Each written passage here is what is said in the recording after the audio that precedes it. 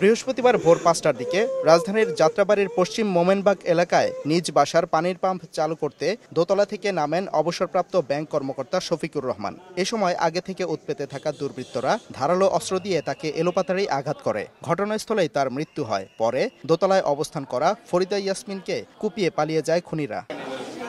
স্থানীয়রা জানান, চারতলা ভবনের বাউন্ডারি থাকলেও তার উপর দিয়ে খুব সহজেই প্রবেশ করা যায় বাড়ির ভেতর। গেটটা তালা মারা ছিল, উনি হয়তো পানি ছাড়তে উঠছে, এদিক দিয়ে পানি ভাসতেছিল। এটা শিশু বাচ্চা, আমার ভাতিজা বা বাইরের ব্যাপার বলতে পারবেন। এই জায়গায় বসবাস করেন দীর্ঘদিন ধরে, ওনার কোনো শত্রু আছে বলে আমাদের জানা নাই।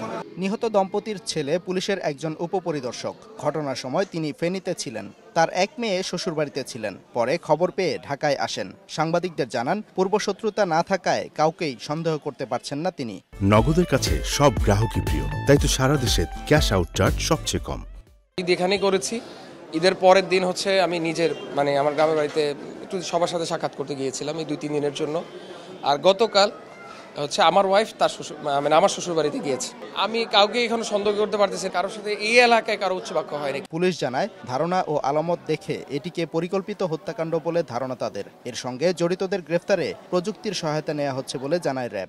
মৃত্যুর যেই মডাস অপারেন্ডি প্লাস বাসা থেকে জিনিসপত্র হারানোর যেই লক্ষণ, এই সকল কিছু মিলিয়ে আমরা এখনও ধারণা করতেছি কোনো একটা পরিকল্পিতভাবে হত্যাকাণ্ড ঘটিয়েছে, শুধুমাত্র চুরি কিংবা ডাকাতির জন্য ঘটায় নাই বলে ধারণা করতেছি। আশেপাশের লোকজনের সাথে এখনও তথ্য আসেনি যে কোনো মারামারি বা পূর্বের কোনো শত্রুতা আছে।